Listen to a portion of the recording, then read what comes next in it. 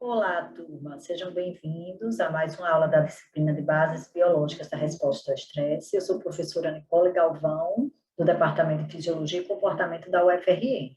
Hoje nós vamos discutir a relação entre o estresse e o controle do apetite. Essa videoaula tem duas partes. Na primeira parte, nós vamos discutir o controle fisiológico do apetite. Na segunda parte dessa videoaula, nós vamos discutir a relação entre o estresse, a fome e a saciedade. Mas o que é fome? A fome é o desejo por um tipo de alimento. E por que nós temos fome? É para garantir o suprimento de moléculas energéticas, estruturais e regulatórias. Ou seja, a fome é um mecanismo extremamente importante para a sobrevivência do indivíduo, pois garante que o indivíduo vá buscar alimento e assim ter, então, uma disponibilidade de moléculas que servirão para energia, para uso energético, para o uso estrutural, que é a formação de células e tecidos, e regulatórios, que podem ser desde enzimas a hormônios ou neurotransmissores. Mas você tem fome de quê? A fome ela pode ser homeostática e ela pode ser hedônica. A fome homeostática é aquela fome provocada por uma redução nas reservas energéticas. Aí sim, o indivíduo vai procurar um alimento porque, na verdade, ele necessita repor o seu estoque energético, consequentemente estrutural e regulatório. A fome hedônica é aquela fome gerada pelo prazer de se alimentar. E vários diferentes fatores fazem com que nós tenhamos prazer em se alimentar. Por exemplo, a interação social ela é muito importante para estimular a ingestão de alimento, mas não só as interações sociais, as emoções também, né? Alterações emocionais crônicas, depressão, ansiedade, ou até mesmo o estresse crônico, já leva a uma diferença na ingestão alimentar, como nós vamos discutir ao final dessa aula, na parte 2. Além das emoções, além das interações sociais, os ritmos circadianos também são muito importantes, né, nessa questão da alimentação. Cada indivíduo desenvolve um ritmo e, a partir desse ritmo, ele tende a criar um padrão alimentar. Então, algumas pessoas tendem a se alimentar 3 vezes por dia, outras 6 vezes, algumas são mais acostumadas a ter café da manhã, outras não. Então, algumas vezes, o indivíduo nem está precisando se alimentar porque está com carência de reservas nutricionais, de reservas energéticas, ou seja, a fome homeostática não existe, mas os ritmos circadianos fazem com que seja criado um hábito e o indivíduo vai e se alimenta mesmo sem ter necessidade homeostática. Então, além dos ritmos circadianos, além das interações sociais, das emoções, os estímulos sensoriais, sejam eles estímulos visuais, estímulos também olfativos, né, também fazem com que o indivíduo busque alimento. É muito comum a gente passar por uma vitrine que tenha alimentos bonitos e nós tenhamos desejo de comer aquele determinado alimento. Ou se a gente sente o cheiro de uma comida que nós achamos apetitiva, nós também tendemos a ir em busca desse alimento, mesmo que não haja naquele momento uma necessidade homeostática. Então, a gente tem fome homeostática, que é relacionada à carência nutricional, e temos fomes hedônicas, que podem ser relacionadas às interações sociais, às emoções, aos sentidos e aos ritmos circadianos. E o que é saciedade? A saciedade é uma resposta fisiológica, cognitiva e comportamental para uma busca por alimento bem-sucedido. Então, o indivíduo buscou o alimento, seja devido a uma fome homeostática ou uma fome hedônica. Após essa ingestão do alimento, vai começar todo o processo de digestão desse alimento, e durante esse processo de digestão, vários sinais fisiológicos serão gerados, e aí vai surgir, então, o fenômeno da saciedade. A saciedade ela é uma resposta inicialmente fisiológica, porque é regulada por mecanismos neurais e hormonais, mas, posteriormente, esses mecanismos fisiológicos geram uma resposta cognitiva, o indivíduo tem, então, a consciência que está saciado, e a resposta comportamental, que é justamente parar de ingerir o alimento.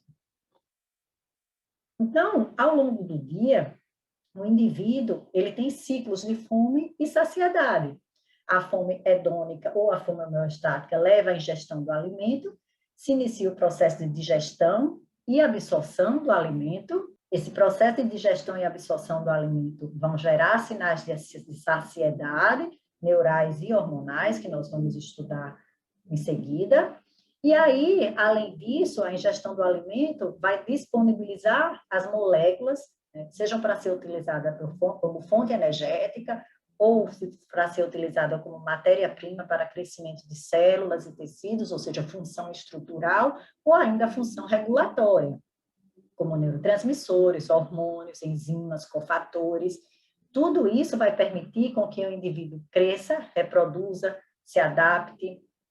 E aí, à medida que a saciedade, o sinal de saciedade ocorre, o indivíduo fica em jejum. Enquanto existe esse sinal de saciedade, existe uma inibição da ingestão do alimento. Só que começa, então, a haver um catabolismo, porque aquela energia que estava disponível logo após a ingestão do alimento, ou seja, a gente chama no período pós-prandial, né, vai sendo utilizada para todas essas funções fisiológicas, e aí se começa, então, um processo de catabolismo, que vai gerar novamente a fome, só que aí a fome homeostática. Nós vamos entender melhor todos esses conceitos ao longo da aula, mas, de maneira geral, você já tem que entender que a fome, ela pode ser gerada por um processo fisiológico, né, devido, por exemplo, a processos catabólicos, queda de glicemia, ou hedônico, sociais, sensoriais, emocionais. A ingestão do alimento vai gerar sinais de saciedade e vai também disponibilizar moléculas para ser utilizado, né, como função regulatória, estrutural ou energética. Durante esse período, o indivíduo está de jejum, e aí se inicia um novo ciclo para que todas essas moléculas possam ser repostas. Historicamente, o primeiro pesquisador que descobriu as vias fisiológicas do controle do apetite foi o Douglas Coleman. O que é que ele fez? Ele trabalhava com roedores, e aí alguns desses roedores ele fez um nocaute, ou seja, ele inibiu a expressão gênica. Ele inibiu a expressão de um determinado gene. E aí ele observou que esse gene fazia com que o camundongo engordasse. Então, o que é que ele concluiu? Esse gene controla o apetite. Na verdade, é um gene que sinaliza saciedade, pois na ausência do produto desse gene, ou seja, na ausência da proteína produzida por esse gene, os camundongos comem mais, ou seja, apresentam hiperfagia, e aí engordam. Então, esses camundongos que tinham nocaute nesse gene, ele chamou de OB.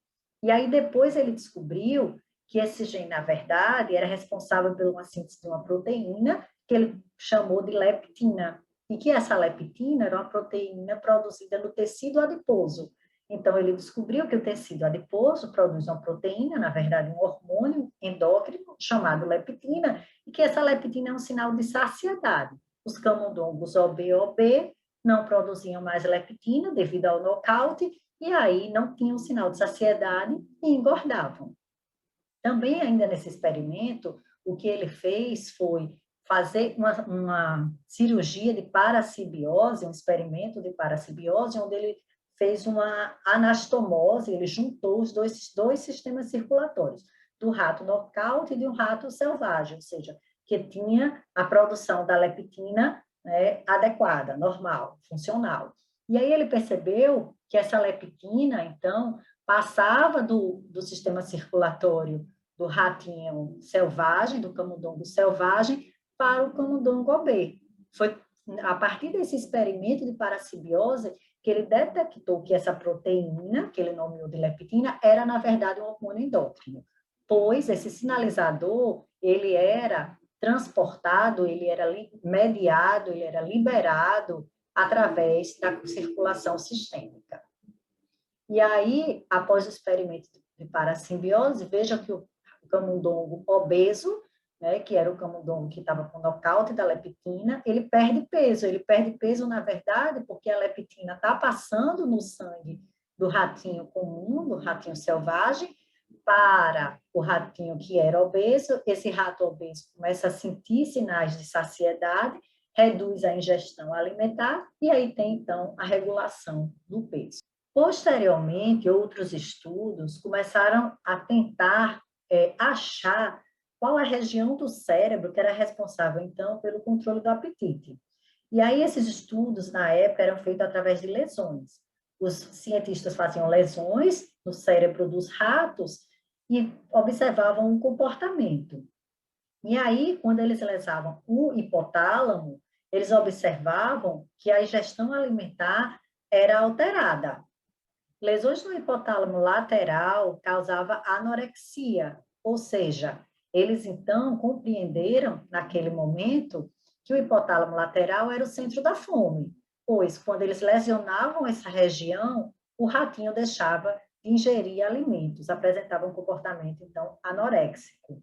Por outro lado, quando a lesão era feita no hipotálamo ventromedial, o animal tende a apresentar o comportamento de hiperfagia. Então, eles compreenderam que aquela região do hipotálamo era o centro da saciedade, pois, uma vez que ela era lesionada e não era mais funcional, os sinais de saciedade eram perdidos, o animal começava a apresentar hiperfagia e, consequentemente, também aumento de peso. Então, os primeiros estudos sobre as regiões neurais que controlam o apetite chegaram à conclusão que o hipotálamo era o centro do controle do apetite e que o núcleo lateral era responsável pela fome, enquanto o núcleo ventromedial era responsável pela saciedade. Só que esses primeiros estudos, eles não dispunham de tecnologia suficiente para fazer uma lesão muito precisa. Por mais que eles acreditassem que estavam lesionando o hipotálamo lateral, muitas vezes essa lesão, ela compreendia áreas maiores do que aquele núcleo. Hoje em dia, o que a gente sabe é que, na verdade, o hipotálamo, ele tem um núcleo que se chama núcleo arqueado e que é esse núcleo que é responsável tanto pelo comportamento de saciedade quanto de fome. Então, essa hipótese inicial de que o hipotálamo lateral é o centro da fome e o ventromedial era o centro da saciedade, ela não é mais aceita, e os estudos mais modernos conseguiram, então, detectar que, na verdade, o responsável pela gestão do alimento e controle do apetite é o núcleo arqueado.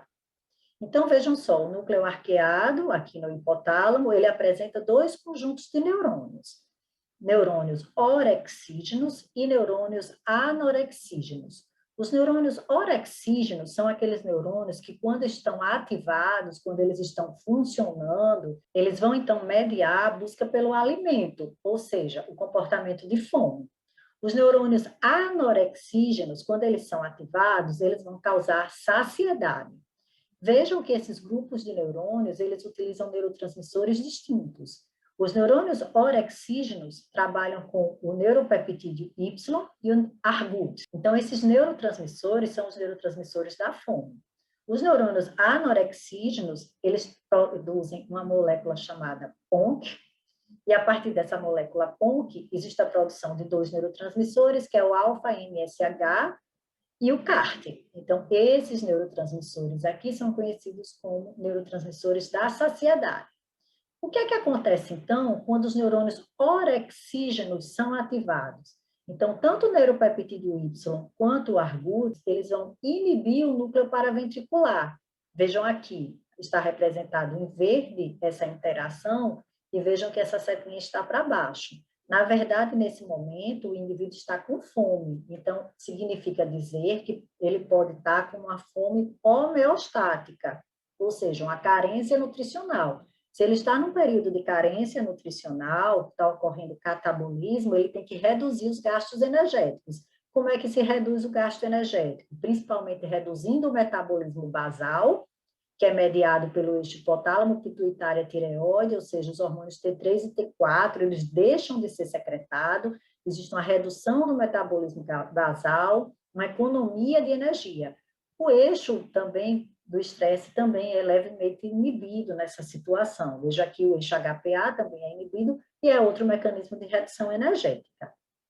Por outro lado, esses mesmos neurotransmissores, simultaneamente, quando eles inibem o núcleo paraventricular, eles vão estimular o hipotálamo lateral. O hipotálamo lateral é responsável pela indução do comportamento. Então, o comportamento que vai ser induzido é o comportamento de busca por alimento. Também, simultaneamente, o núcleo ventromedial e o núcleo dorsomedial são inibidos para reduzir a termogênese, que é outro mecanismo que gasta muito energia. Então, a redução da termogênese vai fazer com que haja uma economia energética, que nesse momento é importante, porque o indivíduo está com fome, uma fome homeostática, desencadeada por carência nutricional. Então, se ele não sabe quando ele vai obter alimento, é importante que ele poupe energia. Então, vamos recapitular o que é que acontece quando os neurônios orexígenos são ativados. Quando os neurônios orexígenos são ativados no núcleo arqueado do hipotálamo, eles vão induzir fome. A fome é uma resposta que tem componente comportamental, fisiológico e cognitivo. Então, vejam só, uma vez que os neurônios orexígenos são ativados, os neurotransmissores, que a gente chama de neurotransmissores da fome, que são o ARGUT e o neuropeptídeo Y, vão simultaneamente inibir núcleo paraventricular, metabolismo basal pelo eixo da tireoide, resposta ao estresse pelo eixo HPA, isso vai economizar energia, principalmente a inibição da tireoide, que sabemos que reduz o metabolismo basal. Simultaneamente, esses neurotransmissores também inibem os núcleos ventromedial e dorsomedial, reduzindo a termogênese, outro mecanismo que poupa energia, e também vai, por outro lado, estimular o hipotálamo lateral, porque aí vai desencadear o comportamento de busca por alimento. Então, esses núcleos aqui, paraventricular, ventromedial e dorsomedial, são inibidos, com a finalidade de economizar energia, enquanto o hipotálamo lateral é ativado para que o indivíduo busque alimento. Tudo isso aqui ocorre simultaneamente, e todos esses núcleos, eles estão aqui no hipotálamo, então é a regulação local intrahipotalâmica. Por outro lado, vamos ver o que ocorre quando os neurônios anorexígenos são estimulados, ou seja, por meio dos neurotransmissores da saciedade, nós também vamos ter a interação do núcleo arqueado com esses outros núcleos hipotalâmicos. Então, o CART e o alfa-MSH vão, por outro lado, aqui, estimular o núcleo paraventricular. Por quê? Veja, se está ocorrendo saciedade, é porque o indivíduo buscou alimento, ele teve uma busca bem-sucedida, está realizando a digestão, então ele vai ter disponível moléculas para uso energético, estrutural e regulatório. Então, naquele momento, o metabolismo basal dele pode ser elevado. Então, vejam aqui, as setas em vermelho sinalizam a interação do CART e alfa-MSH com o núcleo paraventricular, que é o núcleo endócrino. Então, existe um aumento, um estímulo para funcionamento do eixo da tireoide, metabolismo basal. A resposta ao estresse também pode ser levemente estimulada. Temos aqui um aumento da termogênese, um estímulo, então, para a atividade do núcleo ventromedial e dorsomedial, e, por outro lado, inibição do hipotálamo lateral, porque o hipotálamo lateral ele desencadeia o comportamento de busca por alimento. Se o indivíduo está gerando sinais de saciedade, sinais fisiológicos de saciedade, não é mais necessário que ele busque alimento. Então, a resposta comportamental é inibida.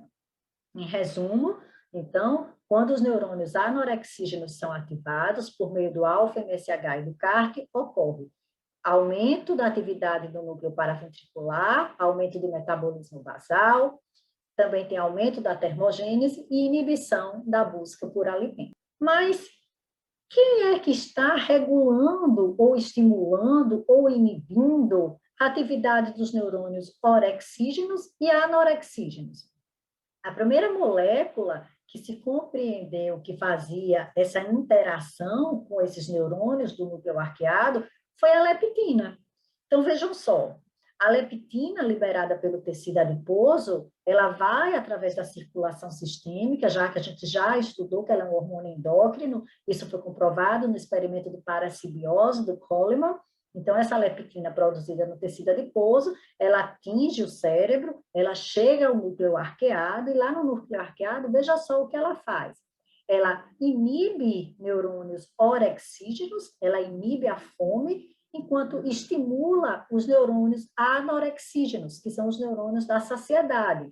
Então, a leptina inibe a produção de neuropeptídeo Y e ARGUT e estimula a produção do alfa-MSH e do CART. O alfa-MSH e o CART estando sendo estimulados, eles vão interagir com esses outros núcleos hipotalâmicos, aumentar o metabolismo basal, termogênese e inibir comportamento de busca por alimento. Ou seja, a leptina é um sinalizador de saciedade, como Coleman já havia demonstrado no experimento dele. Quanto mais tecido adiposo, mais produção de leptina.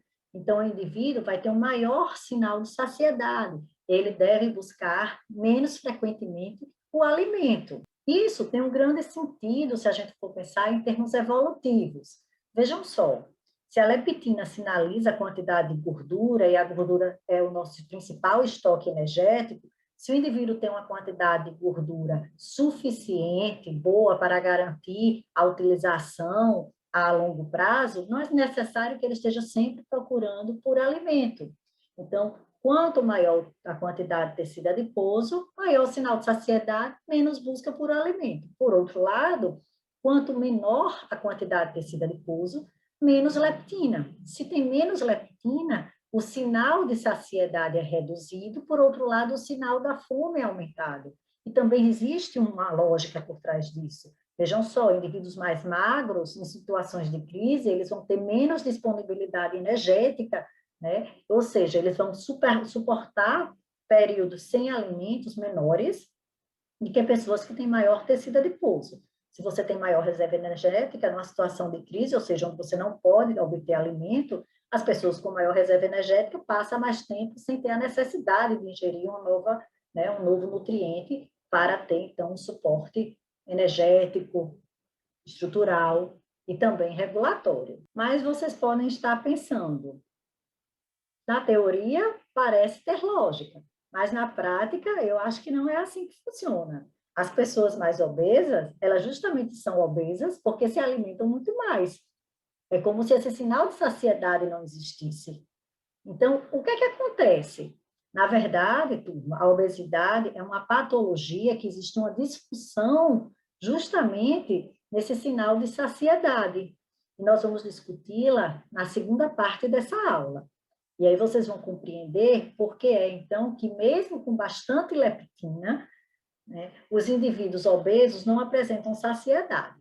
Mas, inicialmente, é importante que fique claro que a leptina é um hormônio endócrino produzido pelo tecido adiposo e que gera sinal de saciedade porque ativa neurônios anorexígenos, ou seja, induz a produção do FMSH e o CART, que vai vir a busca por alimento, aumentar a termogênese e também elevar o metabolismo basal. Quanto maior a quantidade de tecido adiposo, maior a produção de leptina, maior o sinal de saciedade. Quanto menor a quantidade de tecido adiposo, menor o sinal de saciedade, o indivíduo vai ter que buscar alimento mais frequentemente, para não correr risco de ficar sem reservas energéticas, ficar sem moléculas para uso estrutural e regulatório. Então, hoje em dia, além da leptina, nós conhecemos outros reguladores fisiológicos do apetite. A leptina é um regulador de longo prazo, enquanto todos os outros, eles são reguladores de curto prazo. Os reguladores de curto prazo são aqueles que dependem do processo digestivo. Alguns, eles são liberados durante o jejum e outros no momento pós-prandial, ou seja, após a alimentação. Estão relacionados ao processo digestivo. A leptina, que é o regulador de longo prazo, ela não está relacionada à ingestão de alimento. Ela está relacionada à quantidade de tecido adiposo. Ou seja, as variações de leptina, elas são maiores quando existe uma variação na quantidade de tecido adiposo. Já desses reguladores de curto prazo, as variações dele ocorre de forma dependente ao processo de digestão dos nutrientes ou aos períodos de jejum. Ou seja, os reguladores de curto prazo, eles existem para inibir uma ingestão excessiva de alimentos e possibilitar uma digestão adequada. Já os de longo prazo, como a leptina, ela garante os estoques energéticos. Então, a produção de leptina, ela não depende se o indivíduo se alimentou ou não. Ela é dependente da quantidade de tecido adiposo e ela sinaliza estoque energético. Enquanto os sinalizadores de curto prazo, eles dependem do jejum ou da ingestão do alimento para poder serem expressos. E aí, alguns deles, ao sinalizar saciedade, inibem a ingestão excessiva do alimento. Ou os que geram fome possibilitam, né, a ingestão do alimento e uma digestão adequada. A redução de leptina, ela vai fazer com que o indivíduo busque alimento mais frequentemente, porque ele tem menos tecido adiposo, ele tem menos reserva para a situação de crise. Então, a leptina, a sua sinalização, né, garante que aquele indivíduo tem uma possibilidade de enfrentar uma situação de crise. Ele tem ali armazenado material suficiente para aquele determinado período. Os sinalizadores de curto prazo, eles não sinalizam essa questão de reserva energética, eles estão realmente associados ao processo de digestão. Os da saciedade, eles vão serem liberados à medida que a digestão, né, ela vai evoluindo, e aí sinaliza, então, a inibição da ingestão do alimento, que é importante que essa inibição ocorra para que o processo digestivo ocorra adequadamente, para que ele tenha tempo de ser concluído. Porque caso o indivíduo fique ingerindo alimentos muito frequentemente, a digestão não vai ser concluída adequadamente. Então, os sinalizadores de curto prazo, eles são muito mais relacionados à questão da digestão dos nutrientes do que, na verdade, aos estoques energéticos. A maior parte dos sinalizadores de curto prazo, eles sinalizam saciedade, mas existe um que sinaliza a fome e nós vamos estudar a seguir. Vejam só, voltando um pouco aqui para o hipotálamo, percebam aqui a interação da leptina com os núcleos hipotalâmicos. Então, a leptina, ela está sendo produzida pelo tecido adiposo. Quanto maior a densidade, né, a quantidade de tecido adiposo branco, maior a produção de leptina. A leptina é um hormônio endócrino, está na circulação sistêmica, chega aqui ao hipotálamo. Vejam aqui que aqui é o núcleo arqueado. A leptina ele vai inibir o núcleo da fome, ou seja, o orexígeno, inibe o neuropeptídeo Y e o ARGUT, e estimula o da saciedade. O indivíduo tem reserva energética, não precisa estar buscando alimento. E aí, veja então que os neurotransmissores da saciedade, né, que é a molécula inicial produzida é o PONC vai gerar o alfa-MSH e o CART, e aí o alfa-MSH e o CART vai inibir o hipotálamo lateral, aqui, ou seja, inibe o comportamento de busca por alimento, ao mesmo tempo que estimula o núcleo paraventricular, estimula tanto o metabolismo basal, né, quanto eleva ligeiramente a resposta ao estresse. Por outro lado, nós temos aqui a grelina. A grelina é um hormônio da fome. Enquanto a leptina é um sinalizador de longo prazo, a grelina é um sinalizador de curto prazo. Ela só vai ser produzida quando o indivíduo está em jejum. Então, o jejum vai levar à produção de grelina, e veja que a grelina ela interage também com os mesmos núcleos, o arqueado vai interagir com o paraventricular e com o núcleo com o hipotálamo lateral. Mas nós vamos aprender que a interação da grelina com esses núcleos é oposta à da leptina. Então, veja, enquanto a leptina é um sinal de longo prazo, pois sua produção depende dos estoques energéticos sinalizados pelo tecido adiposo, a grelina é um sinalizador de curto prazo, pois ela é liberada várias vezes ao longo do dia, quando o indivíduo está em jejum. Então, vejam só recapitulando, nós temos aqui que a leptina é o sinal da saciedade, produzido no tecido adiposo, ativa os neurônios da saciedade no núcleo arqueado, que sinalizam por meio do alfa-MSH e do CART, enquanto inibe os neurônios da fome, que é o neuropeptídeo Y e o ARGUT. Tudo isso no núcleo arqueado. O núcleo arqueado interage com o núcleo paraventricular, que é o núcleo endócrino, aumenta o metabolismo basal, a resposta ao estresse, e inibe o hipotálamo lateral, né, que é, então, o responsável pela busca pelo alimento. Ele estando inibido, o indivíduo não vai buscar alimento.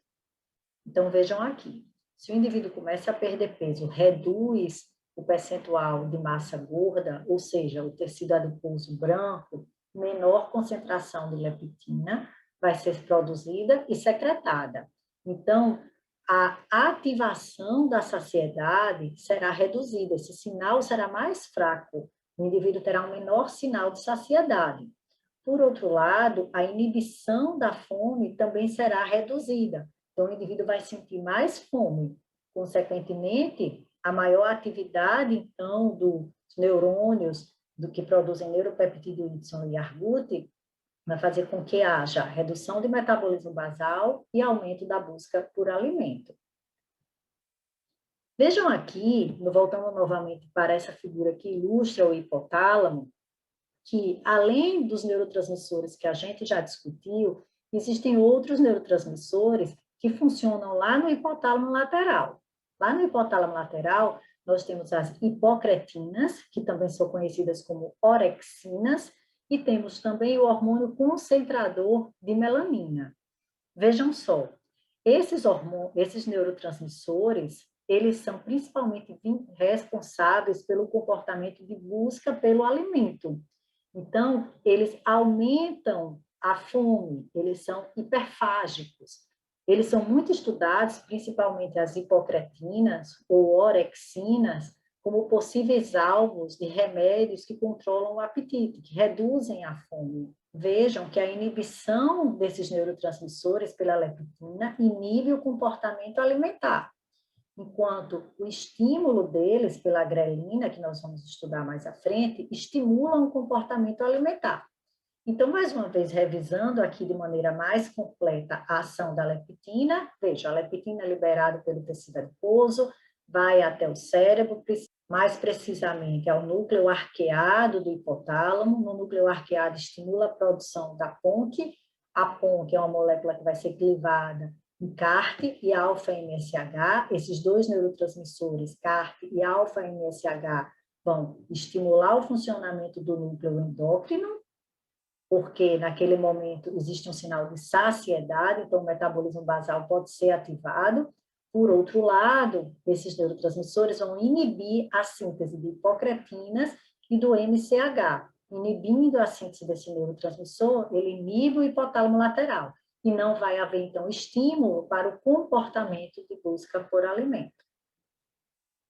A leptina tem outras funções, além da regulação do apetite, além de ser um sinal importante de saciedade e energético, porque ela sinaliza a saciedade quando existem reservas energéticas, ela tem outras funções. Ainda lá no cérebro, lá no hipocampo, a gente já aprendeu que o hipocampo é uma área importante para a consolidação das memórias de longo prazo declarativa. Lá no hipocampo existem receptores para leptina. E vejam só, a ativação desses receptores parece que é um mecanismo importante para promover neuroplasticidade e neurogênese, sendo também, então, importante para os processos de consolidação de memória. Esses estudos são bem recentes, não se entende muito sobre o impacto dessa regulação da leptina sobre as formações de memória, mas sabe que o mecanismo existe, né? Mas a gente não consegue ainda precisar exatamente qual é o impacto dessa regulação sobre os processos mnemônicos. Além disso, a leptina tem outras funções periféricas. Vejam só, a leptina, ela quando está agindo centralmente, ela ainda estimula, como a gente já viu, ela estimula o aumento do metabolismo basal via este hipotálamo hipotireoide, mas ela também estimula o aumento da atividade simpática.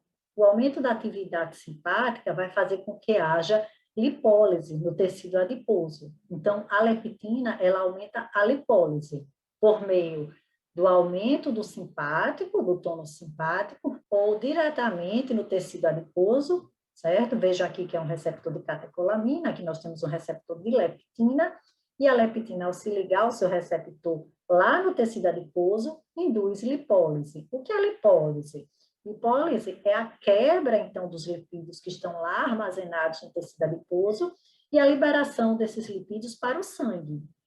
O aumento da lipólise, ele é um sinal de saciedade. Nós vamos também estudar mais adiante.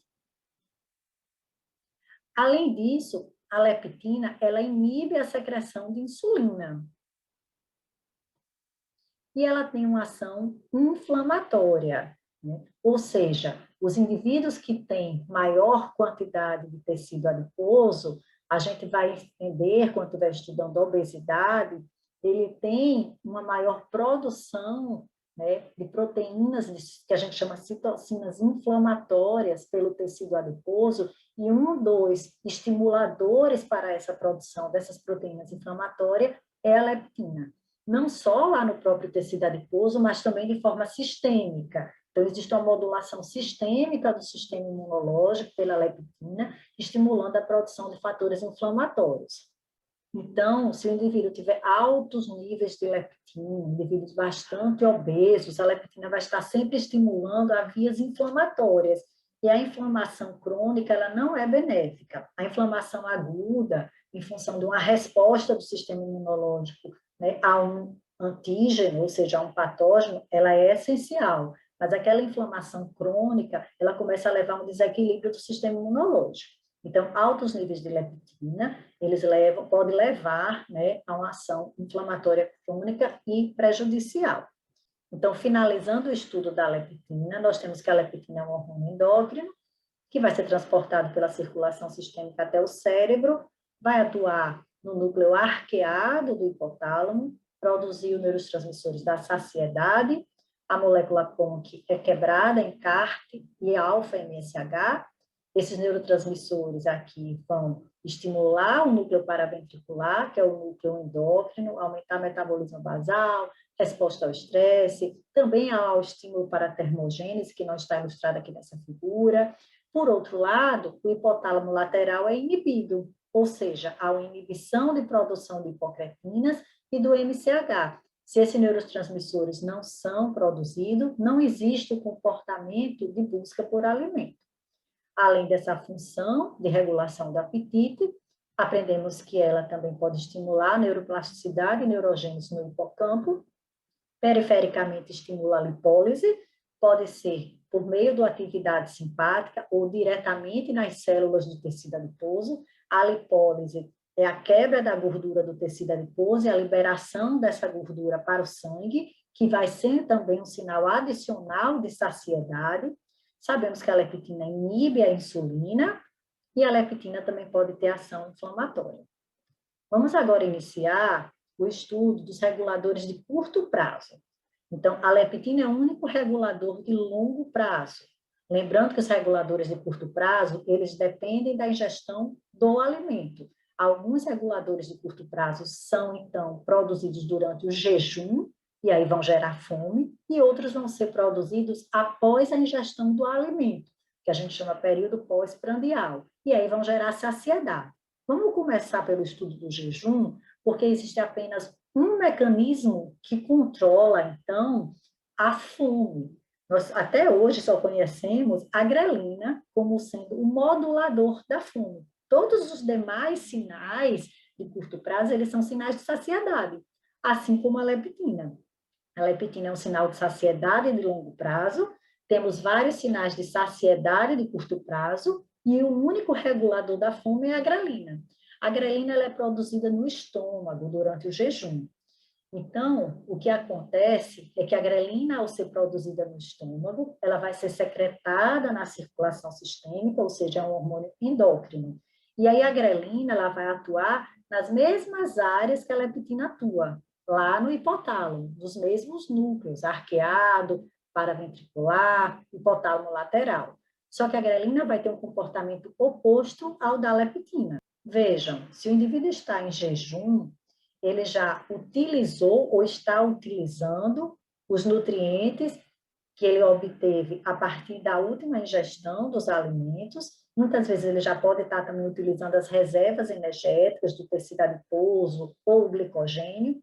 Então, sinais de busca por alimento começam a ser produzidos. É nesse momento que a grelina começa a ser produzida. O indivíduo começa a ficar em alerta, né, para que as reservas energéticas, os estoques estruturais estão sendo reduzidos e ele precisa começar, então, a buscar alimento. É isso que gera a fome. Então, a liberação da grelina no estômago, né, faz com que ela atinja o cérebro e vá regular aqui, inicialmente, o núcleo arqueado. Em oposição à leptina, ela inibe o sinal da saciedade, ela inibe os neurônios anorexígenos e estimula neurônios orexígenos. Ela vai estimular a produção do neuropeptídeo Y e do ARGUT. E aí, vejam só o que vai acontecer. Se o indivíduo está com fome, ele tem que economizar energia. Então, vejam só, o núcleo endócrino é inibido, e aí tem redução de metabolismo basal, reduz também termogênese, apesar de não estar aqui ilustrado nessa figura, mas a gente já discutiu isso nos slides anteriores. Por outro lado, ele estimula o hipotálamo lateral. A grelina estimula a produção de hipocretina e do MCH, pois são esses neurotransmissores que vão ativar o núcleo do trato solitário, ou seja, no tronco encefálico, desencadeando o comportamento de busca por alimento. Então, turma, a leptina e a grelina são considerados os principais controladores do apetite. Enquanto a leptina é um sinal de saciedade de longo prazo, porque não depende da ingestão do alimento, ela depende da concentração, né, de adipócitos, ou seja, do percentual de gordura, a grelina é de curto prazo e ela, ao contrário, ela não gera saciedade, ela estimula a fome, a ingestão alimentar. A grelina é produzida no estômago durante os períodos de jejum.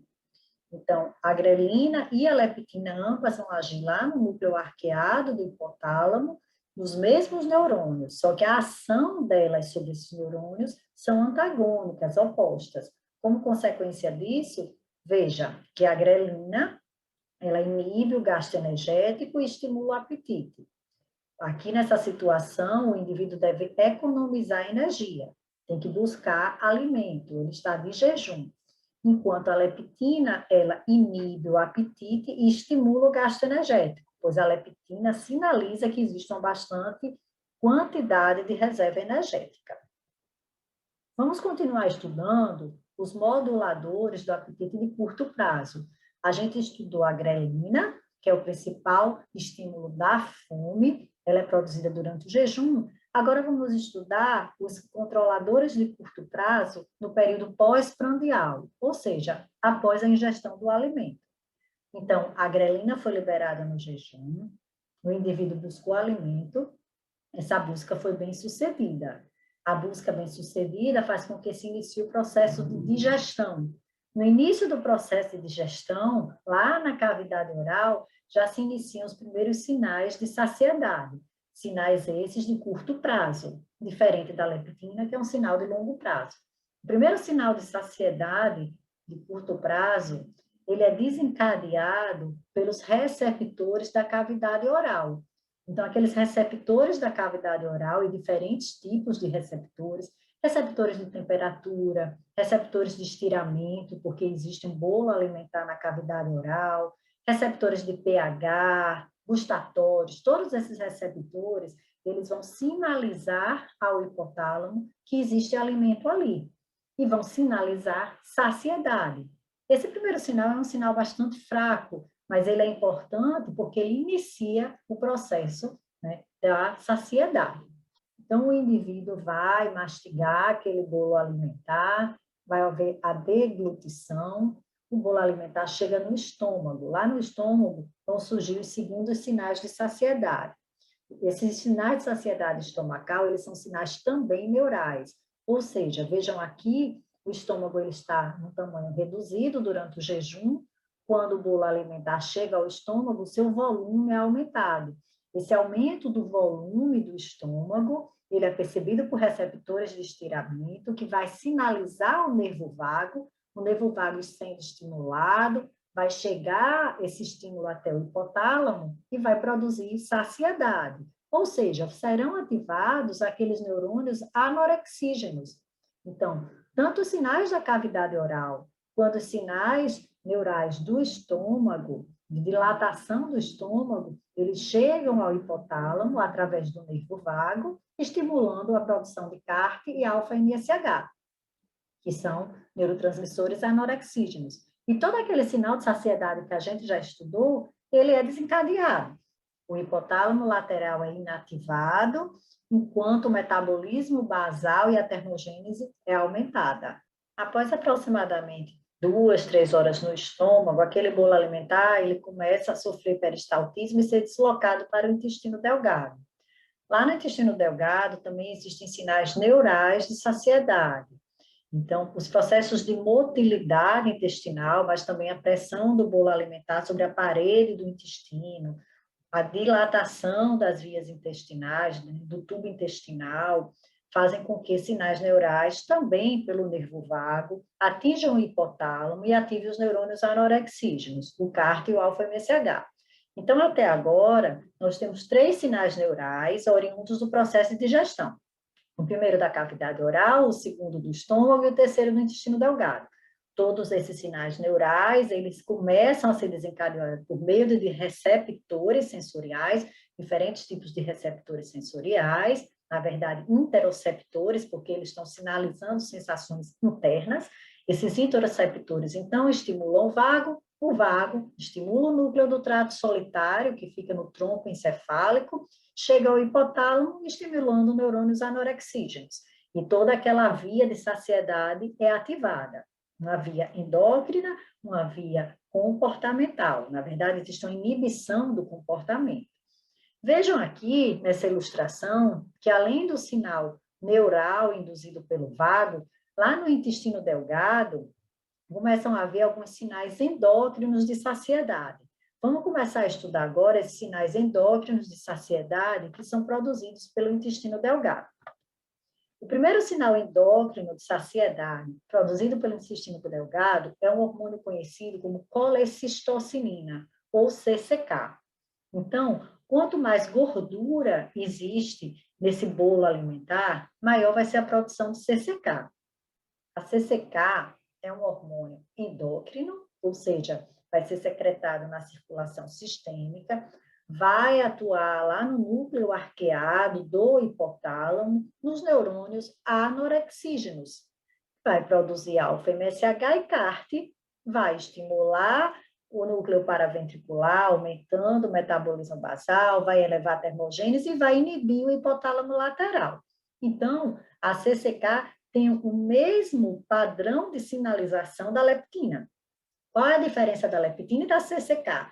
A leptina é um sinalizador de longo prazo. A CCK é um sinalizador de curto prazo. A leptina está sempre sendo produzida. A quantidade de leptina produzida depende do percentual do tecido adiposo. A produção da CCK depende do bolo alimentar chegar no intestino delgado e quanto mais gordura houver naquele bolo alimentar, maior a produção de CCK. Então, os estímulos para a produção desses hormônios são distintos, mas o mecanismo de ação deles é o mesmo. A CCK também atua no processo de digestão, não só de regulação do apetite. Na aula de digestão, vocês vão aprender que a CCK é um hormônio muito importante para a liberação da bile e do suco pancreático. Então, essas substâncias vão atuar lá no intestino delgado e são responsáveis pela quebra de alguns nutrientes. Então, a CCK ela tem uma ação no processo de digestão e ela tem uma ação na regulação do apetite. Além da CCK, lá no intestino delgado ainda são produzidos 3 neuropeptídeos, o peptídeo YY, e aí não confundam com neuropeptídeo Y, neuropeptídeo Y é o neurotransmissor produzido no núcleo arqueado, é um neurotransmissor que gera fome, ele está no neurônio orexígeno, lá é o neuropeptídeo Y, aqui é um hormônio endócrino produzido pelo intestino delgado, peptídeo YY.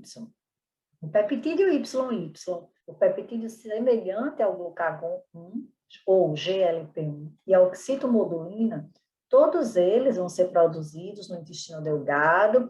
À medida que o bolo alimentar vai chegando no intestino delgado, vai haver a maior produção desses neuropeptídeos, e eles são também sinais de saciedade. O GLP-1 também controla a liberação de insulina. E nós vamos estudar, né, na aula de controle glicêmico. Então, vejam só, esses 3 peptídeos, eles vão cair na circulação sistêmica, vão atingir o hipotálamo, mais precisamente aos neurônios anorexígenos, ou seja, vão gerar saciedade, vão estimular a produção do alfa-MSH e do CART, vai aumentar o metabolismo basal, resposta ao estresse, termogênese e inibir o hipotálamo lateral, ou seja, inibe as hipocretinas e o MCH, inibindo o comportamento de busca por alimento.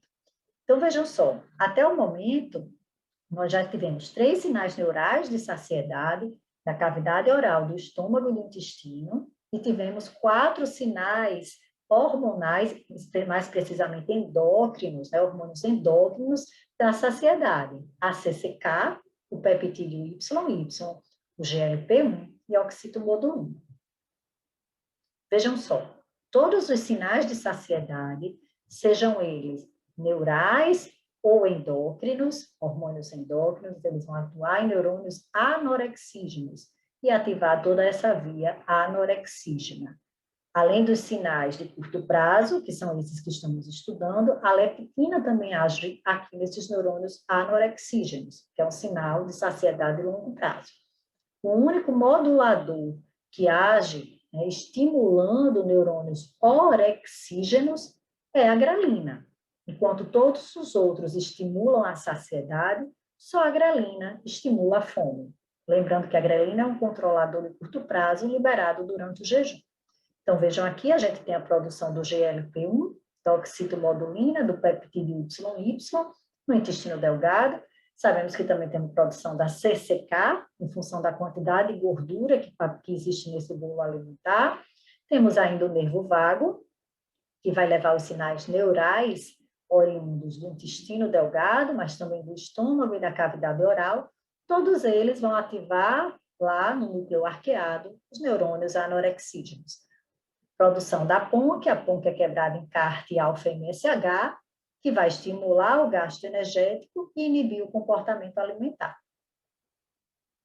Nesse período da digestão, vejam só, os nutrientes eles estão sendo quebrados, as macromoléculas e moléculas menores, essas moléculas menores começam a ser absorvidas. Quando há absorção da glicose, vai haver o aumento da glicemia. O aumento da glicemia também é um sinal de saciedade. Lá nos neurônios anorexígenos do núcleo arqueado, eles percebem o aumento da glicemia. E também isso gera um sinal de saciedade. Por outro lado, a queda da glicemia ativa neurônios orexígenos, porque indica que o indivíduo precisa buscar por um estoque energético. Sabemos que quando há aumento da glicemia, as células beta-pancreáticas imediatamente começam a secretar insulina. E a insulina também é mais um fator de saciedade. Além da insulina ter aquelas ações delas convencionais de regulação de glicemia, ou seja, a insulina vai fazer com que essa glicose que está no sangue entre na célula em alguns tecidos, vai favorecer o uso da glicose como fonte energética. O que não for usado vai ser transformado em glicogênio e até mesmo em gordura. Além de todos esses papéis que nós chamamos clássicos da insulina, ela é um controlador do apetite muito importante e também é um sinal de saciedade. Ela vai também ativar neurônios anorexígenos. Então, vejam só, controladores de curto prazo de saciedade, tivemos 3 sinais neurais, 4 hormônios intestinais, o aumento da glicemia e o aumento da insulina. Todos esses agindo lá nos neurônios anorexígenos, causando saciedade. Além desses sinalizadores de curto prazo, a leptina também é um sinal de saciedade importante, só que um sinalizador de longo prazo. Não depende do processo de digestão e da ingestão do alimento. Vejam só, quando estávamos estudando a leptina, a gente disse que a leptina ela inibe a secreção de insulina. Vejam aqui, nós temos aqui esse experimento, demonstra a relação entre a insulina e a leptina. Vejam só, esse gráfico aqui mostra a produção de leptina no tecido adiposo e aqui a secreção de leptina no tecido adiposo. Aqui é numa situação que não existe insulina e aqui é uma situação que existe insulina. Mesma coisa nesse gráfico, essa situação aqui não existe insulina e esta aqui maior existe insulina. O que é que acontece? Após o aumento da glicemia no período pós-prandial, quando o indivíduo está quebrando os nutrientes, absorvendo a glicose, vai haver liberação da insulina. A insulina, ela estimula tanto a produção aguda de leptina, vejam aqui, quanto a liberação aguda de leptina pelo tecido adiposo. Vejam só, essa liberação aguda, ela se sobrepõe àquela liberação crônica que acontece em função da quantidade de adipócitos. Então, existe já uma liberação que nós chamamos de liberação basal, que ela é relacionada à quantidade de tecido adiposo. Após as refeições, com o aumento da glicemia, a consequente liberação da insulina, a insulina estimula um pico de leptina. Ou seja, existe um pico de leptina no período pós-prandial. Só que a leptina, quando começa a agir, e ela age sendo um sinal de saciedade, tem ação de neuroplasticidade, inflamatória, né? Também realiza lipólise, ela vai exercer todas as suas funções, inclusive aquela de inibir a insulina. Vejam que interessante. Então, se fecha um ciclo. O aumento da glicemia libera a insulina libera o pico de leptina, a leptina depois vai e inibe a secreção da insulina. Então, turma, aqui nós finalizamos o estudo dos principais reguladores fisiológicos do apetite. A leptina sendo o sinalizador de longo prazo, o sinalizador de curto prazo temos sinais neurais e temos diversos hormônios e também a relação da glicose com a insulina. Então, revisando aqui, vejam só, após a ingestão dos nutrientes, nós temos que sinais neurais da cavidade oral, do estômago e do intestino delgado vão ativar vias da saciedade, ou seja, produção do PONC, do CART e do alfa-MSH. O indivíduo estando saciado não busca alimento, aumenta o metabolismo basal, aumenta a termogênese. Além disso, à medida que o bolo alimentar vai chegando no intestino delgado, sabemos que existe a produção de alguns hormônios que sinalizam saciedade, por exemplo, a CCK, que depende da quantidade de gordura, o GLP-1, o peptídeo YY e a oxitomodulina. Vejam que existem outros, mas esses que nós estudamos são os principais. Então, esses hormônios endócrinos também vão atuar no núcleo arqueado, estimular as vias anorexígenas. Depois, o aumento da glicemia e da insulina também é, né, percebido lá no núcleo arqueado e ativa vias anorexígenas. Além disso, a insulina estimula a produção aguda de leptina, que é mais um sinal também anorexígeno. Lembrando, turma, que essa produção aguda, ela ocorre como uma sobreposição àquela produção, né, crônica, que é relacionada à quantidade de células do tecido adiposo. Então, o indivíduo já vem secretando leptina num padrão, e aí, quando a insulina é liberada, ele tem um leve aumento sobre aquele basal que ele já mantém devido à quantidade de células do tecido adiposo. Então, todos esses são sinais de saciedade.